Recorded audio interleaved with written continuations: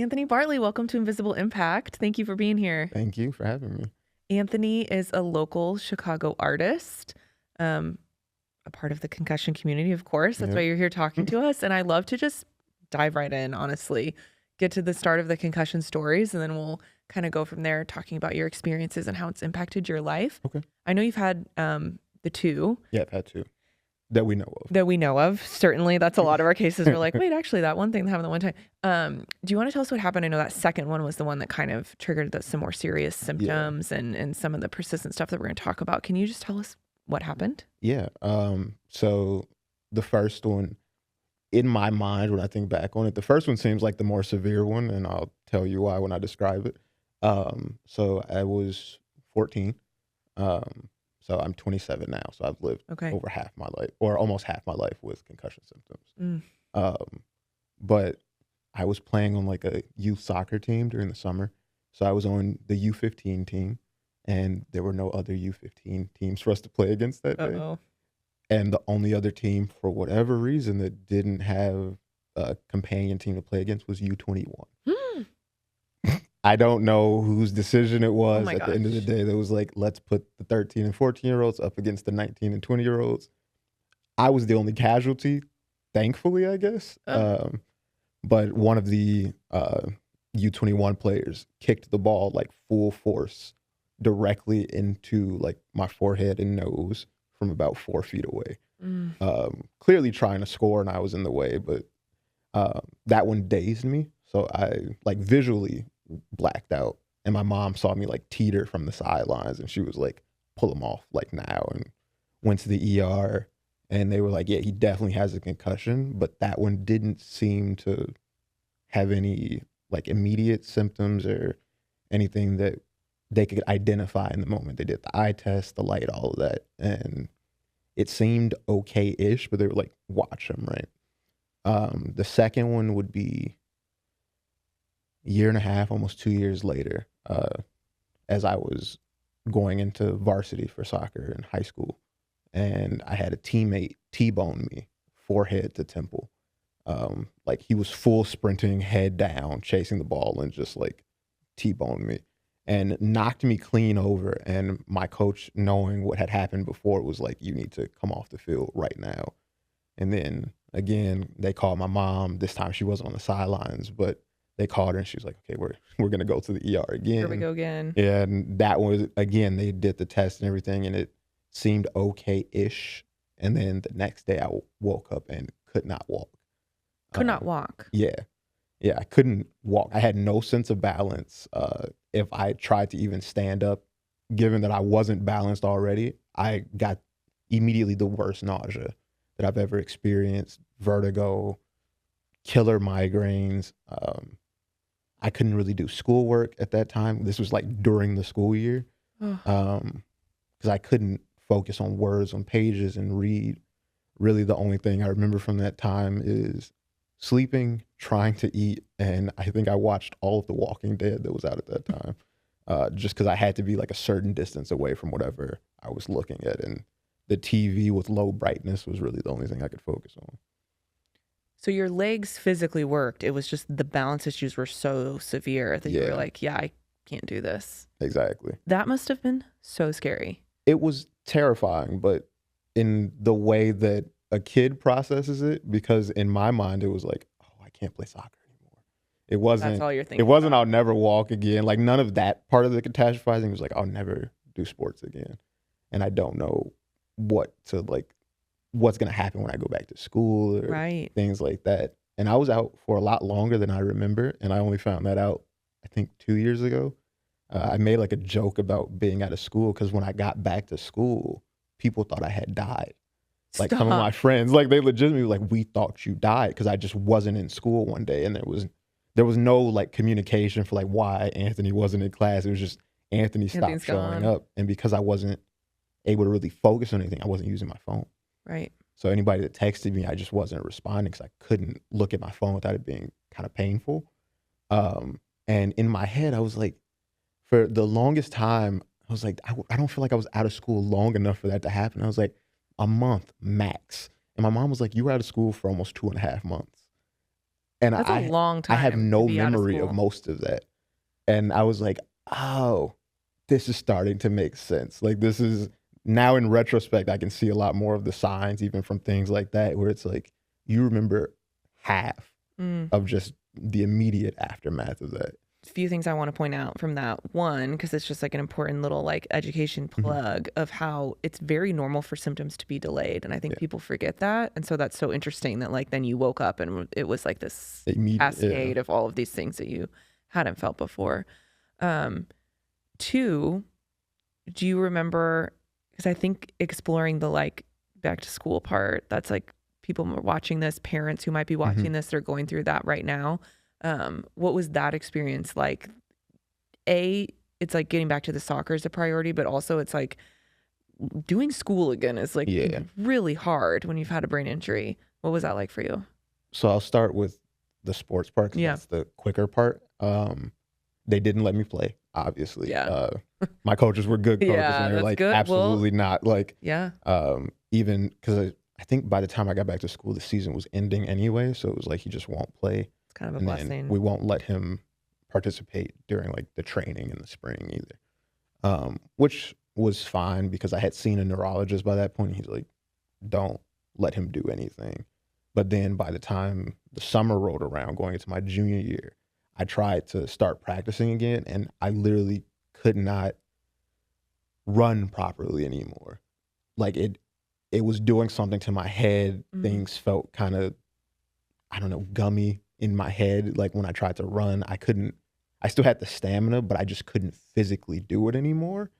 And my coach saw it and was like, you can't play. And that killed me. I think I cried because my mom, when my mom dropped me off for practice during the summer, I don't think she had left yet, because she just wanted to be there just in case. And within like 30 minutes, I was back in the car crying, because it was like, that's it. And then the neurologist followed up where it's like, yeah, you can't play contact sports or any sport that has the risk of contact anymore. So I got into like weightlifting when I was in college, but it's not the same. But going back to school, I don't think it immediately felt that different. Of course, it was like getting back into the swing of things, almost like having a summer break. But over the next 2 years, I felt like I was moving slower. I was always like a gifted kid, and that's not like a brag or anything. It's just, that's what it was. And by senior year, I just remember like, it was the first time I was getting like B's. And then I also couldn't bring myself to care anymore about school. Like I started working in research labs and at college level research labs when I was 10. So like education and like advanced education, that was always a thing that I cared about. I loved. By senior year, it's like I didn't even want to go to college anymore at that point, because I just didn't see anything in it. I was like numb. It was an experience. And even now talking about it, I'm really trying to remember like the details about those years, and they all kind of just are a blur. I remember very little specifics, but I don't know if this makes sense when I describe it, but I can remember like a routine, but not what broke that routine. It's just like you were going to school, then you went home. You were going to school, went home, that type of thing. Right. That, I don't even want to go to college, like that, losing interest and sometimes. Were you still like, was it just because it was like so hard too? Like, were you still having headaches? Was it some of that symptoms? I was still having headaches. To this day, I still get like, if I get a migraine, it's debilitating. It's not as common as it was during that time, but I was getting migraines very often. And then that combined with insomnia and delayed sleep phase disorder as a result of the concussion too, it became such almost a hassle in a sense of doing school in that way, because it's like the first couple hours of the morning of school were just the hardest thing for me, because I hadn't been sleeping well. If I slept, I didn't care about the classes anymore. There was I no longer had like an internal incentive to like strive for A's. Like I already wasn't a kid that like studied, but I was able to take in information and kind of regurgitate it very easily. at that point, it's just like, I remember what I remember, and I'm not going to try to remember anymore. Right, right. So many things can go wrong when you're not sleeping. Like that Yeah. is just such a huge thing. It sounds like you've had to learn that Yeah. a million times over. Can you explain? I don't know if I'm familiar with the sleep disorder that you just mentioned. Can you explain that and Oh, like the insomnia and yeah. what that has looked like in your life since the concussion? So I think insomnia is the easy one for a lot of people. We all kind of understand very broadly the concept of like not Right, sleeping. right. What that looks like for everybody is a little bit different sometimes. For me, it's a lot of trouble going into a deep sleep. Okay. So it's it's hard for me to fall asleep. And then when I actually kind of get to that realm of sleep, I'm not sleeping deep enough for it to be restful a lot. So when I like get a restful sleep, it's like a 11, 13 hour sleep, which is kind of too long for it to be Right. conducive to doing much. And then the other thing that I was diagnosed with, I don't know what the current like state of this is, but this is what the neurologist diagnosed me with, and has the pattern has kept up is delayed sleep phase disorder. So people run on 24-hour clocks roughly, and that's kind of shifted because of artificial lighting and things like that. But people with delayed sleep phase disorder, you have a longer than 24-hour cycle. So you may be on a 25-hour cycle or a 26-hour cycle. So what ends up happening is you're pushing off every day, right? So if you're awake for 16 hours and then sleep for 8, you may not actually sleep for 8, and you may sleep for 9, but you're still going to be awake 16 hours. So every day Oh my progressively is gosh. pushing your schedule off. So what that has looked like for me for a lot of my life, especially during college and even now sometimes, is every 3.5 weeks, I have a day, at least a day, where I just don't sleep for a 24-hour period because I've been pushed off so far that I have to force myself into a reset so that I can get back on like, society's schedule, Oh because my people still gosh. expect you to do things in the morning and things like that. So I can't just sleep through it. So it's a learning process. How challenging. I, Yeah. I like, wow. That's a lot in itself. And then I know Yeah. you have these other symptoms happening at the same time. So walk us through. So you're getting B's for the first time, not feeling great about school, not feeling motivated, kind of, not really wanting to go to college. Sounds Mhm. like you did end up going to college. Yeah. What did those college years look like? They were rough. Rough. Again, having like that kind of always being the gifted kid and straight A's.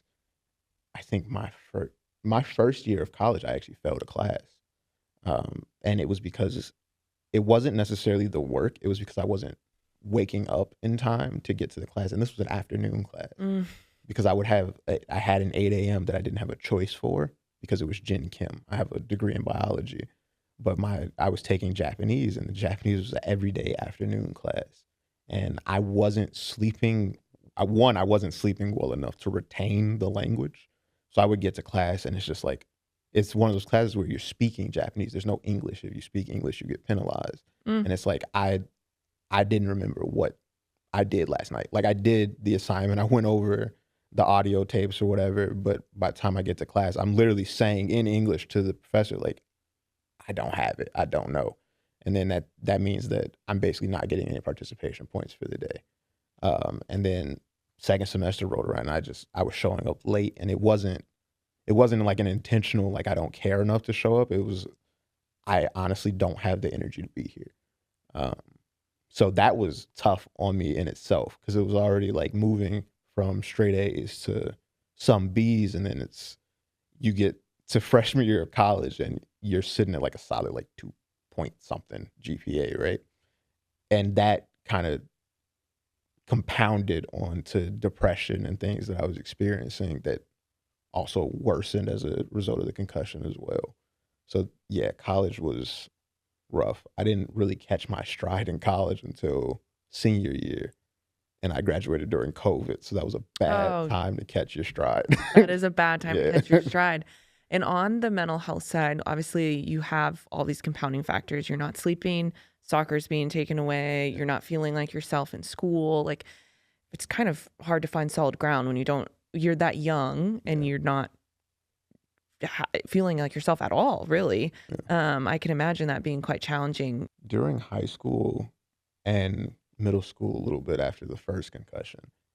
I think it's easy in retrospect to look back and see the signs. Right. Like I was always kind of a loner kid, but not in necessarily a negative way. I was just introverted. Sure. But I can definitely remember where it became a switch where it felt less like introversion and more like problems connecting and feeling like I should be connecting with people. There was a lot less loner and a lot more lonely. Mm. And it became very depressing where it was like I just didn't have interest, like I said, with school and Yeah. hobbies and things. I stopped really doing art. After the second concussion, it became harder for me to want to do things with friends. It was a weird experience. And then freshman year of college was really when things, I would say, went wrong. Like that was the turning point for a lot of things in my life.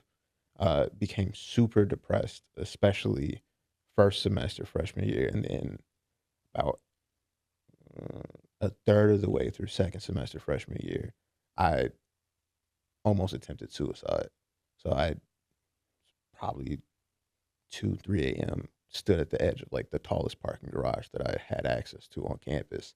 I just kind of stood there.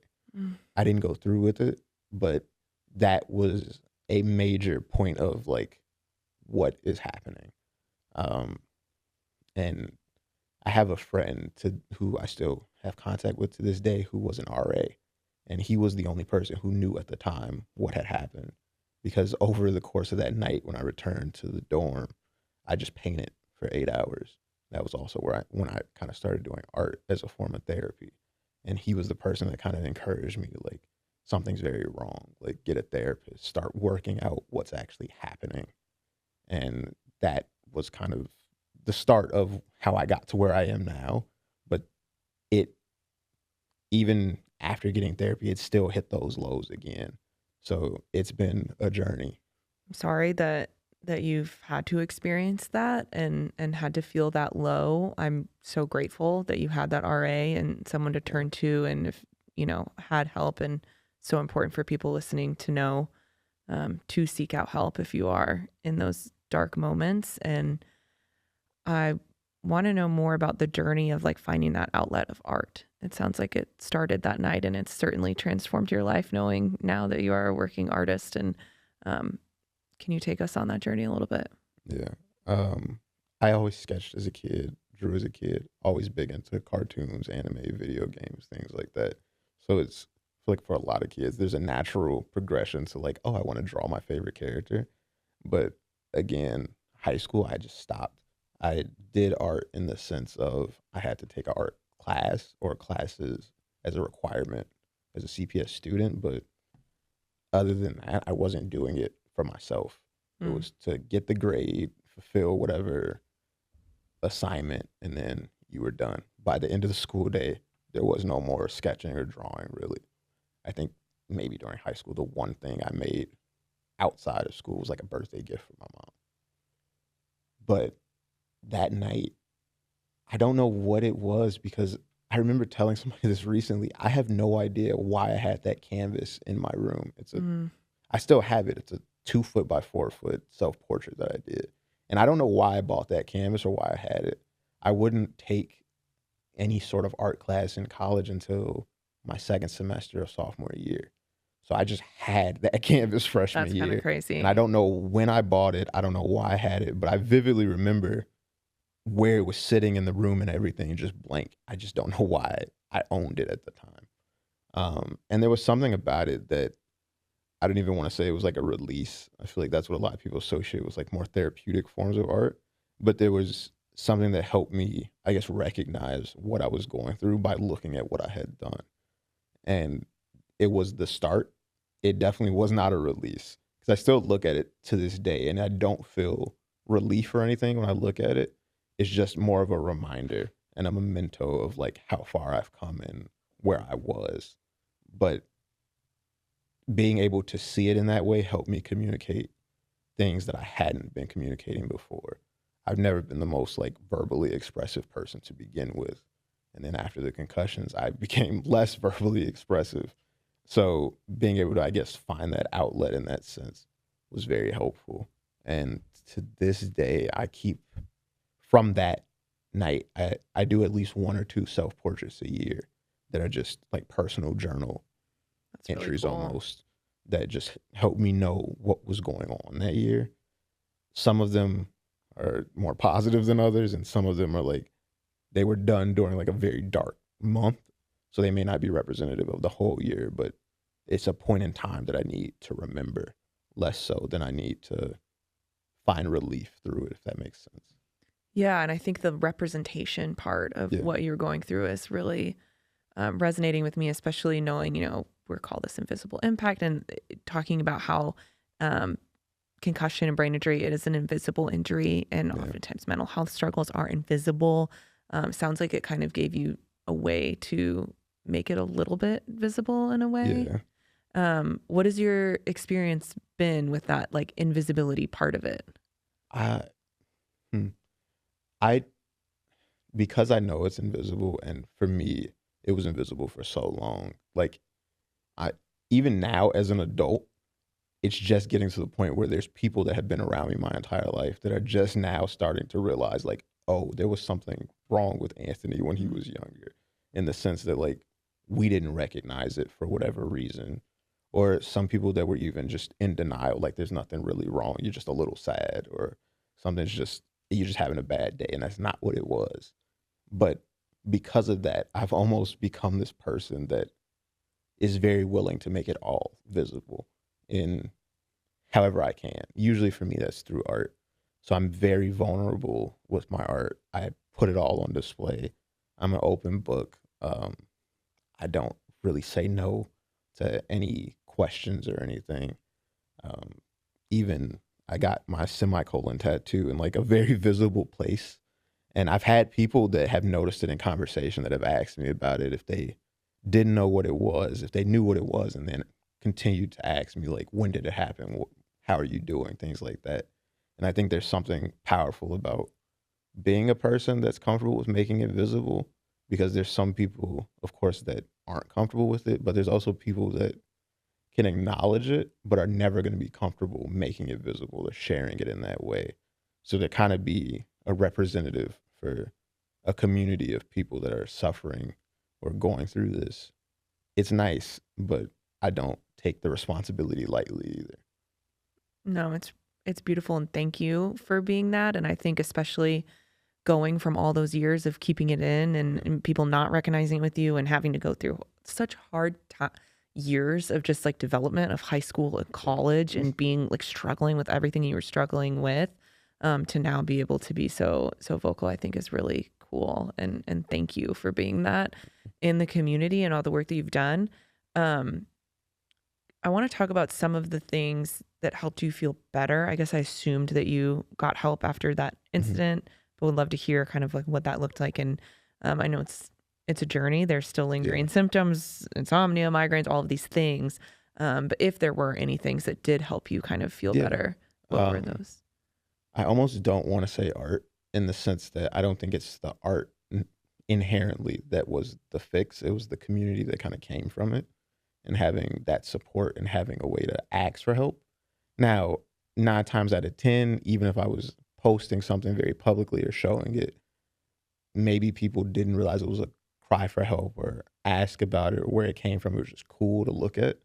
But for the one person that did, those are usually people that became very close to me, that I'm still close to. So that was very helpful in kind of creating a community around myself that understands who I am and what I'm going through.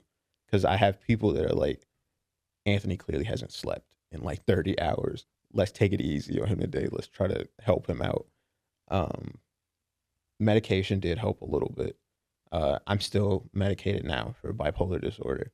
And that was that's an interesting journey in and of itself, of figuring out like what's the right diagnosis, and then what's the right medication, when is the right time to take the medication. For a long time, antidepressants and like different mood stabilizers helped in one way but not in others. They usually numb me, which is not, it's not the place you want to be for a long period of time. Like sometimes it's nice to not experience the lows, but when you're also not experiencing any highs, there is a very scary, like in between state where you're always stuck in neutral and you just kind of feel like you're floating through life in a way that's not positive. It's not the happy-go-lucky, like I'm floating, it's Right, right. great. It's like, It's like, oh, I don't feel anything, which kind of paradoxically in the moment you're like, I don't feel anything, so you don't feel anything about not feeling anything. right. But the moment you do start to feel anything, you're like, oh my God, like I'm not a person, and you start spiraling. So that whole process was honestly quite terrible, of figuring out what worked and what didn't. I guess I prefer to have gone through that process than not at all, though. right. Um, Because then you found something that worked. right. So there's a push and pull there, but getting the right diagnosis helped. Being in therapy regularly helped. Just being able to work through it with somebody, especially when things got like really tough, and having somebody that can just give you strategies and that you know is kind of removed from you. I still find it hard to talk to people who are really close to me about what I'm going through. I find it very easy to talk to strangers about it. That's so interesting. Yeah, I can. Why do you think that is? I honestly could not tell you. I think I've tried to figure it out in my head and work through it. My working theory about myself on this is that for whatever reason, I have a fear of kind of scaring people away with the things I'm going through. So the closer a person becomes to me, the more reluctant I am to tell them things that I think might make them not want to be close to me. Mm. So a lot of times it's almost like trauma dumping on people, where it's like, but people reciprocate, which I don't know what about me makes people reciprocate this behavior. Okay. But I become close with people very quickly in that way, because people Your become, vulnerability, I bet. it's the vulnerability. And then people become very comfortable being vulnerable with me immediately. But then I kind of will shut down over the course of like the friendship, where it's like, it's not even intentional, but I end up realizing that I'm pulling back and I'm more of just playing the support role rather than allowing them to support me. So again, there's a push and pull with everything, and having whether or not the depression and bipolar has been a lingering symptom, or if I think it was probably brought on by the concussions, in the ways that like a lot of people say, like psychotropic drugs will trigger things that you might already be predisposed to. Research a concussion can absolutely trigger that. So I think it was the early trigger, and now it's just something that, again, half my life now is dealing with these things. I think it's important for people to hear your story and know that that is a possibility, and the mental health symptoms of concussion are common. I know we've heard stories before from families or those who've gone through it that, like, especially when you're in high school, it's like, I'm feeling depressed. I don't know why. Yeah. I don't want to tell anybody. And when you're not able to connect it back to the concussion, then you can also just be like, what is wrong with me? I think it's helpful for people to be able to understand, like, hey, this can be from this, and you can develop new mental health symptoms that you haven't experienced before. And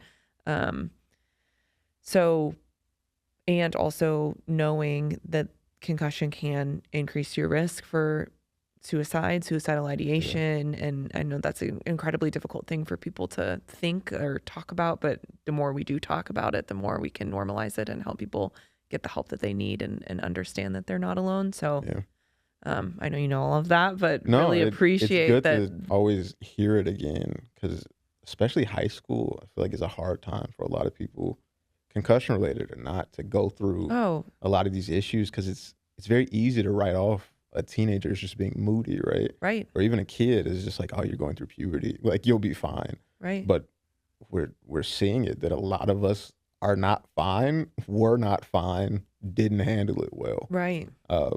Especially being like a young Black boy, like we already don't acknowledge it in that way, where it's like, there's something I need help with. It's like, you're having a bad time, you got to figure it out yourself. So there was also a reluctance until freshman year of college, where I didn't really want to admit that anything was wrong. It was just, this must be how things are supposed to be. And that's also what people were telling me, is that it's like, you're just growing up, like you'll be fine. It was not fine. It's not fine. And I don't blame people for that, because they're growing up the same way I am. But somebody somewhere along the way has to change things, or at least give people the option, let people know that there is that option. That sounds bad, but like there might actually be something wrong with you, and it's not just life. Right. Like you can absolutely go ask somebody for a second opinion for help. You can ask for a 100th opinion, but having the option to ask is a luxury a lot of people, I don't think, realize they have to begin with. Yeah, it's okay to ask for help. Yeah. For sure. And it's great to hear that help was actually helpful for you, because that can be another thing that it's like, okay, I asked and nothing's happening. So I am glad to hear that. So it sounds like the social isolation that's very common after concussion too. Definitely experienced that and have now been able to find this community through art, which is really special. What is it sort of, I guess, what would you want to say to someone who would say, you know, oh, a concussion's no big deal, it gets better in 2 weeks, like it's fine? What would you want them to learn, or what would I feel like I feel like that 2 weeks thing is not just a concussion unique thing, right? Like there's so many things that we say get better within 2 weeks, within a month, and they don't. The most recent thing in memory that we experience as a society, there's so many people with long COVID, right? Right. And so many people are like, you'll be fine. You'll get over it in 2 weeks. And it's like, no, there's people that still can't breathe. Right. Even with breakups, like people say, like it gets better with time, right? Or you'll be fine in a little bit. Within the same time frame, I also was in a long-term relationship, and that ended in 2023. And I spiraled out again, just depressed and mood swings and everything. Sleep got worse. And I remember people telling me, it's going to get better. You'll be better soon. I wouldn't say I was completely better until maybe this year, because that's a large piece of your life that's suddenly missing, in the same way that you just got a traumatic brain injury. A part of your brain is now permanently changed. In these same ways, we view them differently based on what we know. So there's a element of, I can't blame you for not being, I guess, better educated about these things, but also have some empathy, Right. where you can't just tell people that things get better, because there's something inevitably in your life that did not get better that quickly. Right. So if you could just imagine that thing for somebody else, maybe we'd be a little better off.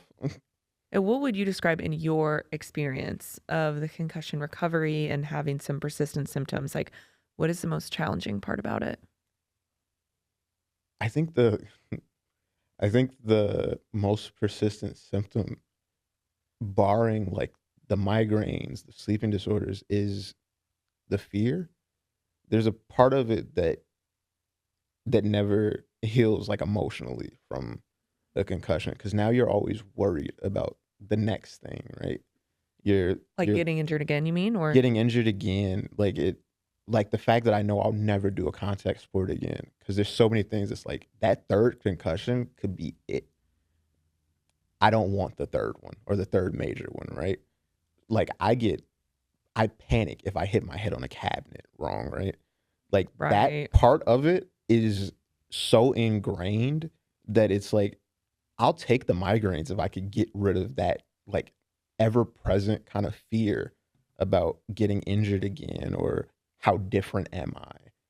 What was I like before? Do you remember what you were like before? What could you have been? Like these kind of, I don't know, almost theoretical parts of it, that once you have a major concussion and you know you experience symptoms, I feel like that part is the worst, because you know that things can never go back to how they were. the emotional toll. People are not talking about that enough. Yeah. I think that's so interesting that you bring that up. And do you remember? Well, probably not, because it would have been in high school. I know there's just some dark years, or just like hard. I mean, like, to be fair, I'm not remember. I can't just be like, oh yeah, sophomore year of high school. I blah blah blah. So I don't blame you. But kind of like when you first let go of the like chasing the, because you said like what you were like before. Will I ever get back to what I was like when you're moved through that acceptance of like, hey, I just am who I am now? I honestly think it's recent, maybe within like the past 2 years, Really? because I think it was for me, it was an acceptance that there was a type of happiness that I can't get back because I lost certain interests or certain drives to do different things that that I Mm, had done or was interested in pre-concussion.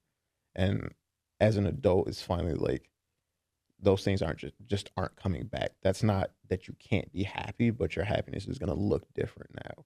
And kind of holding on to that nostalgia, I had to leave some of it behind. And it's okay now that it is just pure nostalgia and not something I'm chasing to make me happy.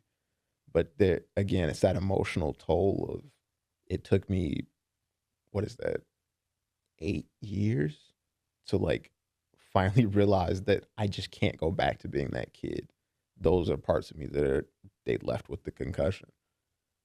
right. I love how you said find that happiness in a different way, Yeah. though, because we can do that, and we can have new interests, Yeah. and there's new things that you can find.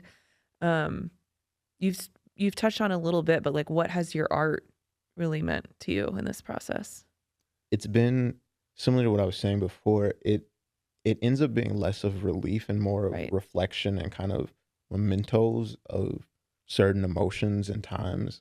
For me, especially having gone through like these numbness periods, it's important for me to kind of memorialize feeling things. And again, some of that is that emotional piece where it's like, I fear the day that I might not feel it again, even if it's a negative emotion. So a lot of my art is very reflective, and it comes from a lot of journal entries. I'll do quick journals of emotions or ideas of what I am feeling might look like. And sometimes it's a strong enough visual that I paint from it, or I'll create something from it and then sketch and go through that whole process. And now I have, again, like this memento of the emotion itself and not necessarily of a time or the memory. Because as I've come to accept, my memory is just not nearly as good as it used to be. And some days I can feel it slipping, and I don't remember moments as well as I remember the emotional associations. So I just kind of am working from that angle of this is what I need to do to remember it and kind of stay sane. But it also ends up being points of memory for other people, points of healing for other people, where they can look at something and be like, I've never seen this emotion that I haven't been able to put into words, describe so well as this image. And that's the part that has been helping me build community and become like a mental health advocate is I'm expressing things in a way that really is just for me. But the fact that other people can connect to it means that I'm doing something right. That must be such a cool feeling to have It people is. feel that in your work. Yeah. Wow. That's really special, and I love how you describe the memory of an emotion. I don't know if I've heard that before. I think that's really profound. I don't want to derail us, but I am stuck on something that I'm like, I No, never no, actually no. asked you when you were able to walk again, because that, like, Oh, it was after, I want to say like a month and a half. wow. But there was a point in which the balance returned, but the symptoms of like the nausea, the vertigo, Right. dizziness, the headache, that was still there for a little bit. And did you do like the physical therapy, speech therapy, occupational, any of those type of things, or No, you were just I was just doing it on your own? at Like, home, and it was how easy is walking to the bathroom today. Like that was the practice. And then it was like, can you go down the stairs today? Can you make it back up? Okay. And that was the process. wow. So you're just kind of like gutting it out each day Yeah. to just, Because to my mom's credit, it's not something that people talk that much about. Like for one, I think I was the first time people in my family realized, oh, you can get a concussion from soccer. It's always so closely associated with football, right. where it's like, did he really, like, is this why he's down is because of soccer? Oh wow. Like that was the kind of idea. And then my mom, single parent, working full time and at school. So she Mm, was with me as much as she could be, but it also is not something that she would have been really educated on, because our society and culture still isn't, where it's like, should he be in physical therapy? The doctor said he'll be fine. So what do we really do? Right. Well, yeah, you're just trusting the doctor and listening to what Yeah. they're saying. Because I didn't see like a neurologist until after that point, where it was kind of, he was diagnosing me in retrospect and forward, where it's like, what can he still do? What did happen? Just thinking about, something that we share often, or we call it like a hope message, right? So for people who are going through it right now and maybe feeling like they're never going to get better, they're never going to be back to who they were, having to give up soccer, having to struggle through school, all of these things that come with it.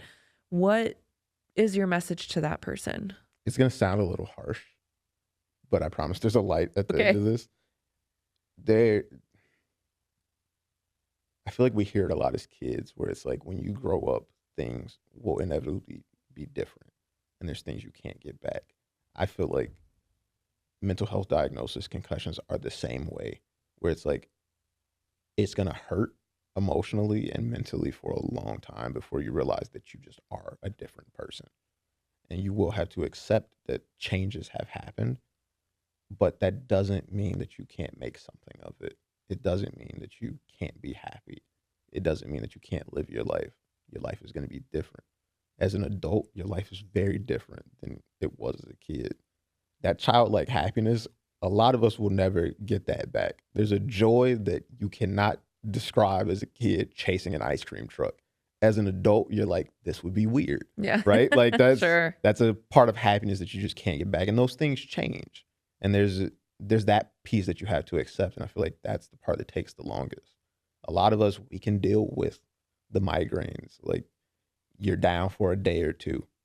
We're okay with that part. It's the acceptance part that takes, I think, the longest to become okay with. Yeah, absolutely. And what about for someone who specifically is having these sleep issues, since you have lived with that for so long and you really know it well? Like, what are you going to say to them? You have to adapt. I am fortunate enough that the full-time jobs that I've worked and the jobs I worked in college, my bosses were all very understanding of what I was going through. So they allowed me to shift my hours to like afternoon, evening, as long as I was still getting things done. That's one of those things that not everybody has the luxury for, but there are options. I feel like as a culture, we are becoming more accommodating of different issues like that. And if you still get things done, you're fine. So work from home, best thing that COVID has given people with sleep issues. Absolutely. Third shift, great. It just, you have to find the parts that you can adapt to easily. And there are ways to do that, regardless of what you do. Yeah, absolutely. And finally, what about a message for those who are feeling depressed after a concussion and maybe having some of those suicidal thoughts and really struggling with their mental health? I personally don't like the way it gets better sounds as a message, but I will say that there is a community of people out there that understand you and are willing to support you. Whether you found them or not, that's a different question, but I promise you that that community is there. Because even in my loneliest moments, I never thought I would have the community that I do now. There are times that I had community that I thought would be around forever, and they're gone. And I feel like I have a better one than I did before. That community is there. Sometimes it just takes a little bit to find it. And honestly, for all the problems we have with the internet, it has made it easier to find positive communities in a lot of ways. Also easier to find bad ones. Right. But there are ways to find it. Yeah, your people are out there. Yeah. And a lot of us are making it easy to find us. I welcome people all the time. I'm one of the most community forward people I know. I will stop anything to go get lunch with a stranger who just needs somebody to talk to. That's just what we do. I love that so much. We're lucky to have you. Okay. Well, finally, as we're wrapping up, where can people find you and follow along with your career and your work? Yeah, you can find me at Fading Royalty on Instagram. That's also my website, FADING ROYALTY. And something exciting coming up for your art too, right? Yeah, so I just had a solo exhibition, my debut solo exhibition in Chicago in April, and we're already following it up with a pop-up exhibition around video games and that kind of community in Miami Art Week. So So that'll be in cool. December. Yeah, Wow, congratulations. thank you. Thank you again, Anthony, for joining Of course. us, and appreciate everything you shared.